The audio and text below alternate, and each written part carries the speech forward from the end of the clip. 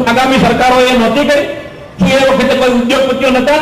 આ સરકારનો ઇતિહાસ તો તમને રાઈટ ટુ ઇન્ફોર્મેશનનો કાયદો જે સોનિયા ગાંધીએ આપણને આપ્યો છે કે એને સ્થાપનાનું વિસ્થાપન કર્યું છે, એને તો ઉદ્યોગપતિઓને આપણા બની બનાવેલા ઉદ્યોગો આપવા માટેના પ્રયત્નો કર્યા છે અને બને ત્યાં સુધી આપણે બધાએ સૌએ સાંભળવા છે. એટલે વધારે લાંબી વાત ન કરતા આપે મને બોલાવ્યો, સન્માન કર્યું એટલે આપ સૌનો ખૂબ ખૂબ આભાર માની મારી વાત પૂરી કરું છું. જય ભારત, જય હિન્દ. ખૂબ ખૂબ આભાર. કોંગ્રેસના મિત્રો કહેવા માંગુ છું, માત્ર 10 વર્ષથી આ રાજ્ય ધોળાદાર બન્યું. ચિમનભાઈના ટાઈમમાં 5000 કરોડ રૂપિયા દેવો ઉપર રાજ્યની ઉપર કે શું માગ્યા છે? મારા રાજ્યમાં 1,76,000 કિલોમીટર રસ્તા આજે વિસ્મારણમાં છે, 10 વર્ષથી બન્યા નથી.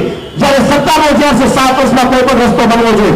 મારા રાજ્યમાં આજના દિવસમાં વહીવટી તંત્રનો બેફામ દુરુપયોગ કર્યો હોય તો આ માત્ર ને માત્ર નરેન્દ્ર મોદીની સરકારે કર્યો છે.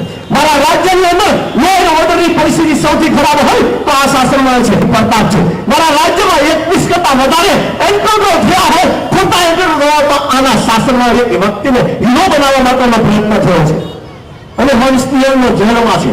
અને આજે માત્ર અલીબાબા 40 ચોરની ટોળકી છે, 40 જેટલા અધિકારીઓ જેલમાં સપડે છે અને 21 કરતા વધારે એન્કાઉન્ટર માત્ર સત્તાને માટે કંઈ પણ કરી શકે છે.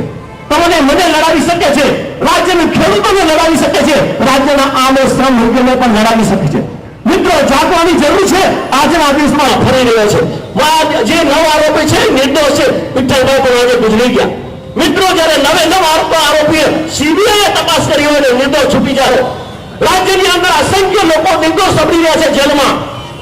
કરીમ પંડ્યાના ખૂન કેસની અંદર છૂટી ગયા ત્યારે મેં માંગણી કરી આ વર્ષથી હું ચિલ્લાઈને કહેતો હતો 2000ની અંદર માફિયાઓને સારો આપવા સિવાય કામ નથી કર્યું. રાજ્યના માફિયાને મતલબમાં કોન્ટ્રાક્ટ આપવા સિવાય કામ નથી કર્યું. રાજ્યના માફિયાની અંદર જીબીના કોન્ટ્રાક્ટ આપવા સિવાય કામ નથી કર્યું. મિત્રો માત્ર ને માત્ર રાજ્ય અંદર રાજ્ય ખુદ ઉપર લો એન્ડ ઓર્ડર પરિસ્થિતિ તમે જાણો છો.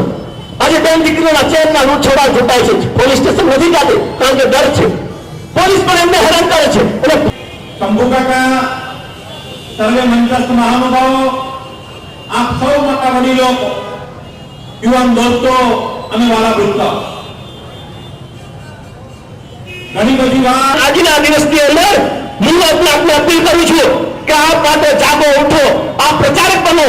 આપણા ઘરે ગામડે જ્યાં જાવ ત્યાં નાની કે મોટી સિંચાઈ યોજના બનાવી, કઈ બસ સ્ટેન્ડ બનાવું કે બીજું તેનું પત્રદાર કરો છો. મતદાનગી હોય તો એટલે મતદાનગી હોય તો બધા સ્વચ્છ તો લોકાયોગ સ્વીકારી લે કે કેટલો ભ્રષ્ટાચાર કર્યો. સુજલામ સુફલામથી માંડીને દરેક સુજલામ સુફલામ અને માત્ર 1 લાખ કરોડનો ભ્રષ્ટાચાર આજે રાજ્યમાં કર્યો છે. રાજ્યની અંદર આજનો કોમ્પ્યુટર ઓડિટે જેને પણ એ પૂર્વ થયું હોવા છતાં આજે લોકાયુક્ત સ્વીકારતો નથી. એની મર્દની 36ની છાપ આપવું છે. રાજ્યની અંદર ફ્રી શિક્ષણ આપવું છે. રાજ્યની અંદર મતલબમાં સારી સિંચાઈ યોજના બનાવી છે. રાજ્યની અંદર ફરીથી મતલબમાં હોસ્પિટલો ફરવી કરવી છે.